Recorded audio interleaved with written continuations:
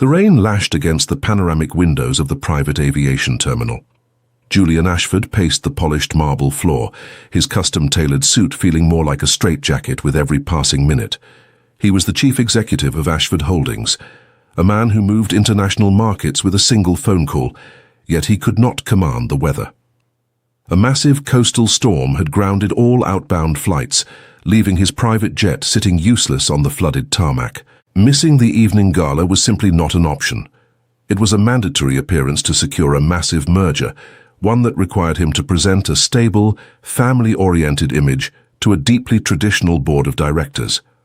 His ruthless, solitary reputation had finally become a liability, and his bitter corporate rival Marcus Devereux was already at the venue, circling the board members like a shark smelling blood. Julian needed to be in that ballroom by 8 o'clock, and he needed to arrive with a believable, respectable fiancée on his arm to prove he was a changed man.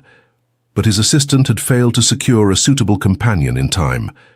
Now, the only way out of the city was a grueling 6-hour drive through the storm in a rental vehicle, provided he could secure the last one available. He strode toward the exclusive platinum rental desk, pulling a heavy metal credit card from his pocket. But someone was already there, blocking his path. Sienna Hayes stood at the counter, a sleeping toddler resting heavily on her shoulder. Her coat was damp from the rain, her hair tied in a hasty, messy knot, and her posture screamed absolute exhaustion. Yet when the clerk told her the last premium sport utility vehicle was reserved for someone else, her voice remained firm, laced with a quiet, unyielding dignity. She explained she had to get her son to a specialist appointment 2 states away, and the storm had ruined their commercial flight. Julian stepped up, impatient and commanding, sliding his card onto the counter and offering to pay triple the daily rate to take the vehicle immediately. Sienna turned to him slowly, her hazel eyes narrowed with immediate, unmistakable disdain. She did not see a powerful billionaire. She saw an entitled, arrogant man trying to steal her only lifeline. She told him precisely what he could do with his limitless bank account, her voice steady and entirely unimpressed by his expensive watch or his intimidating stance. Julian froze. Women in his elite circle always agreed with him. They flattered him. They never looked at him as if he were a minor inconvenience. He watched as she adjusted the sleeping boy Leo in her arms, shielding him from the cold draft of the terminal doors. There was a fierce protectiveness about her, a raw, undeniable authenticity that no public relations firm in the world could manufacture. An audacious idea took root in Julian's calculating mind. The traditional board wanted a family man. They wanted someone grounded and relatable. Who could possibly be more convincing than a fiercely devoted single mother who clearly could not care less about his wealth and status? He followed her as she walked away from the desk in defeat. When he intercepted her and offered a cold business proposition, a temporary, highly paid contract to accompany him to the gala, pose as his soon-to-be wife, and pretend they were a blended family, she laughed right in his face. She called him delusional and tried to walk away, but Julian was observant. He noticed the worn edges of her canvas bag, the subtle, terrifying anxiety in her eyes when she quickly checked her phone for banking alerts. He knew the look of someone carrying the crushing weight of the world on her shoulders. He pressed the issue, offering a sum of money that would permanently change her life, enough to secure her son's future forever and buy her the car outright. He did not know that Sienna was quietly surviving the devastating fallout of a massive corporate fraud that had maliciously erased her life savings, an event she kept deeply hidden from the world. The money he offered was a lifeline she could not afford to refuse, no matter how much her pride burned. The tension between them crackled in the cold airport air, a volatile mix of wounded pride, deep resentment, and a strange, undeniable gravity. She laid out strict ground rules: no touching unless absolutely necessary for the cameras, no disrespecting her son, and the moment the weekend was over, they would never speak again. Julian agreed, his signature smirk returning as he handed her the keys to the vehicle he had just purchased outright from the agency. Against her better judgment, Sienna strapped her son into the back seat, stepping into a dangerous world of extreme wealth and high-stakes deception that she fundamentally despised. As Julian took the wheel and drove them into the raging storm, Sienna stared out the window, completely unaware of how this deeply arrogant billionaire was about to upend her entire existence. And Julian had no idea that the woman sitting beside him was about to dismantle every cold, calculated wall he had ever built. The drive through the torrential rain was a suffocating masterclass in silence. Julian kept his eyes fixed on the treacherous road, while Sienna remained curled defensively in the passenger seat, a protective barrier between him and the sleeping toddler in the back. When they finally reached the towering luxury estate hosting the corporate retreat, the storm outside was nothing compared to the tempest awaiting them indoors. The hotel staff whisked them to the penthouse suite, where a team of stylists Julian had arranged beforehand immediately descended upon Sienna. Hours later, she emerged from the master bedroom wearing a floor-length emerald gown that commanded the room. Julian lost his breath for a fraction of a second. He offered her a heavy diamond necklace, a cold collar of wealth meant to complete the illusion.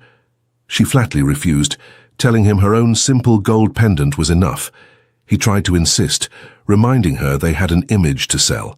She stepped close, her voice a low, unyielding whisper, telling him that if she looked like every other paid companion he had ever bought, the board would see right through it. She was there to be his partner, not his property.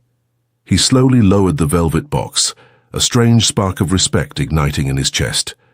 Descending the grand staircase into the ballroom, they became the immediate center of attention. Marcus Devereaux, holding a glass of champagne with a predatory grip, wasted no time gliding over to intercept them. He offered a sickly sweet smile, questioning where Julian had managed to hide such a stunning woman, patronizingly asking Sienna if she found the complex world of high finance too dizzying to follow. Julian stiffened, preparing to shield her with a practiced corporate deflection. But Sienna did not need his protection. She offered a devastatingly polite smile and flawlessly dismantled Marcus's recent failed quarterly earnings, citing public market trends she had memorized while desperately trying to salvage her own ruined finances. Marcus's smile vanished. Julian fought the urge to laugh out loud, a genuine, unfamiliar warmth blooming in his chest. The board members watching from afar nodded in approval, captivated by the powerful, intelligent woman at Julian's side. Later that evening, seeking refuge from the suffocating crowd, they found themselves alone on a secluded terrace. The rain had stopped, leaving the night air crisp and sharp. Julian poured them both a glass of water, a silent truce between two people playing a dangerous game. He asked her how she knew so much about corporate liquidations. Sienna gripped the cold stone railing, her defenses finally slipping. She did not look at him when she spoke. She told him about the day she lost everything. A massive conglomerate had executed a hostile takeover of her previous employer, stripping the company for parts, liquidating the employee pension funds and leaving hundreds of families, including hers, with absolutely nothing overnight. She told him how she had to sell her home to afford her son's medical bills. Julian listened, his heart hammering against his ribs as a cold, sickening dread washed over him. He asked for the name of the company that had been bought out. When she spoke the name, the ground beneath him seemed to completely vanish. It was one of his own acquisitions. It was an aggressive restructuring deal he had signed off on 2 years ago from his penthouse, a stroke of a pen that had indirectly destroyed the life of the woman standing in front of him. The silence that followed was heavy and suffocating. When Julian confessed the truth, the betrayal in Sienna's eyes was absolute. She did not yell, she did not cry. The devastating coldness that washed over her features was far worse than any explosive anger. She told him he was exactly the monster the media painted him to be, building empires on the shattered bones of ordinary people. From that moment, a brutal, silent rupture tore between them.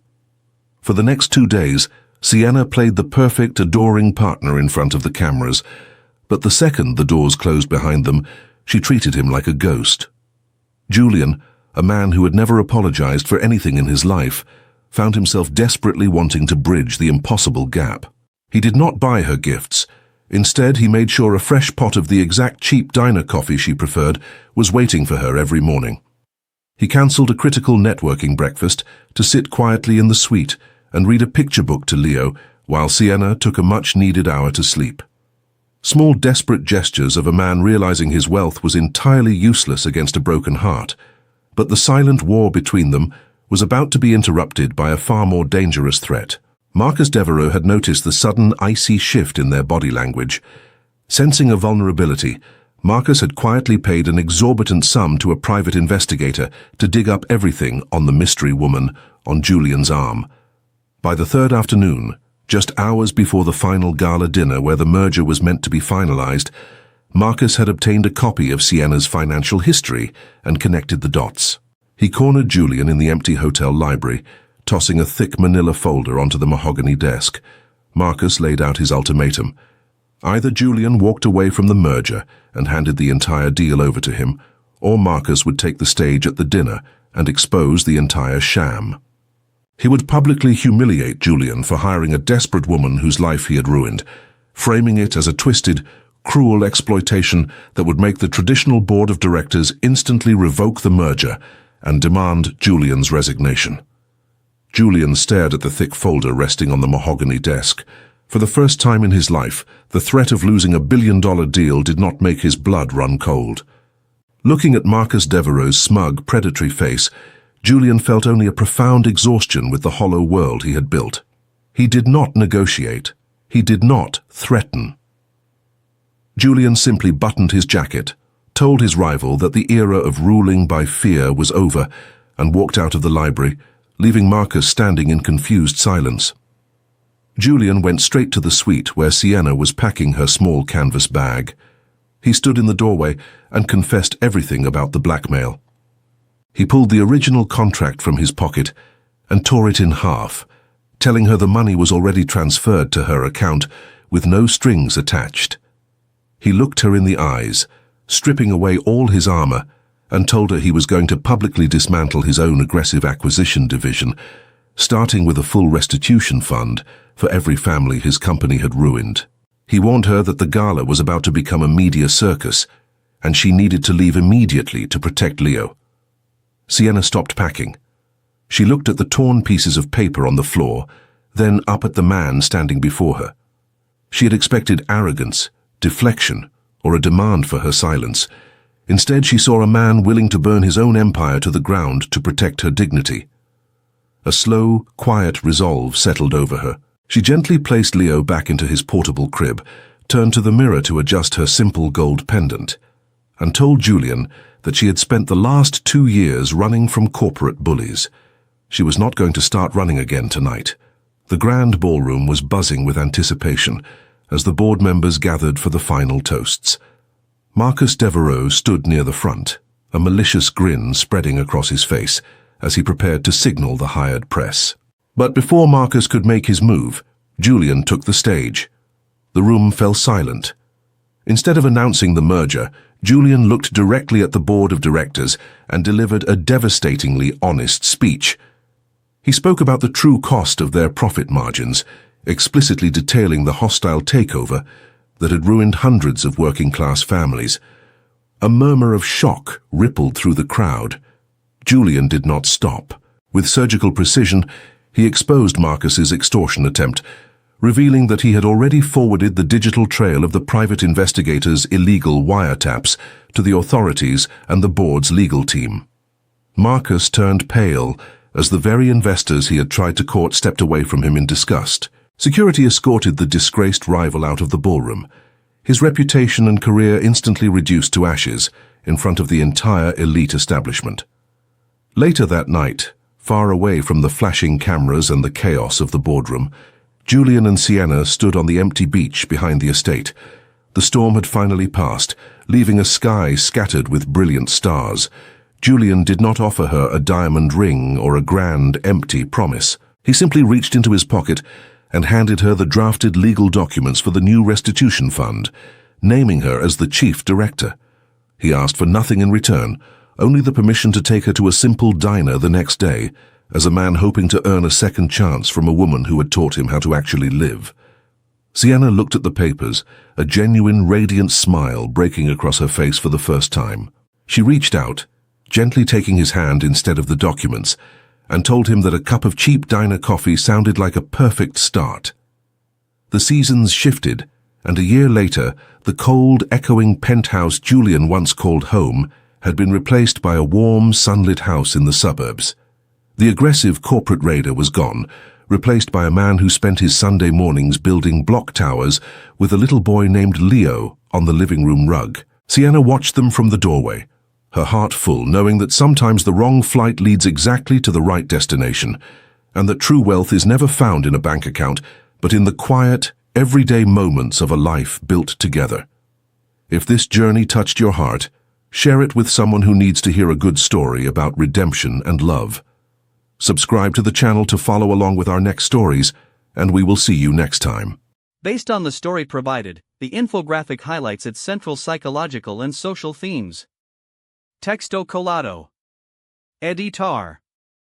The infographic presents Julian and Sienna's journey as more than a romantic story. It shows how an unexpected meeting during a violent storm becomes the beginning of a profound confrontation between wealth, dignity, guilt, and emotional healing. Julian begins the story as a powerful executive who believes money can solve every problem. He is accustomed to controlling people, situations, and public perception. His need to appear stable before the corporate board reveals that his identity depends heavily on status and approval. Hiring Sienna to pretend to be his fiancée is initially another calculated business decision, yet her honesty and resistance immediately challenge the way he understands power. Sienna represents a completely different reality.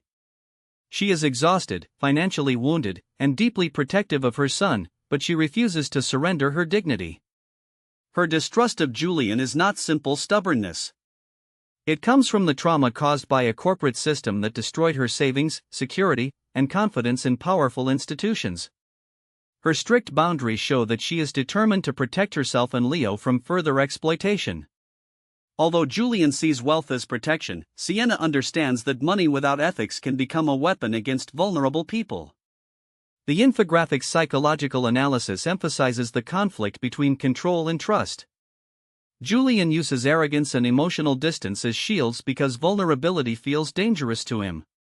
Sienna uses caution and resistance because trust has previously resulted in loss. Their relationship develops through confrontation rather than immediate affection. She forces him to see the human consequences of decisions he once considered ordinary business transactions. He forces her to consider whether a person who caused harm can accept responsibility and genuinely change. The social themes reveal the contrast between private luxury and everyday survival. The corporate gala symbolizes a world where image, reputation, and profit often matter more than truth. Sienna's presence exposes the weaknesses of that environment because she refuses to behave like an accessory. Her intelligence defeats Marcus's attempt to humiliate her, while her dignity proves that social status does not determine personal value. The story also questions corporate ethics by showing how financial decisions made in distant offices can destroy homes, medical security, and entire communities. The major turning point occurs when Julian discovers that his own company caused Sienna's suffering. His guilt becomes meaningful only when it leads to action. Instead of protecting the merger, he rejects Marcus's blackmail, exposes the truth publicly, and creates a restitution fund. This transformation shows that redemption requires more than regret. It requires accountability, sacrifice, and a willingness to repair the damage caused. Sienna's transformation is equally important. She moves from exhaustion and distrust toward cautious hope. She does not forgive Julian because of his wealth or romantic gestures. She begins to trust him because he respects her boundaries, protects Leo, admits the truth, and chooses justice over reputation. Their eventual relationship is therefore built on evidence of change rather than fantasy. The final family scene completes the message of the infographic. Julian's true wealth is no longer represented by private jets, mergers, or luxury estates. It is found in ordinary moments with Sienna and Leo. The story ultimately teaches that love grows through respect, that leadership requires responsibility, and that personal transformation begins when people face the suffering they have caused. The cancelled flight appears to be a disaster, but it becomes the event that redirects 3 lives toward honesty, healing, and a more meaningful definition of success.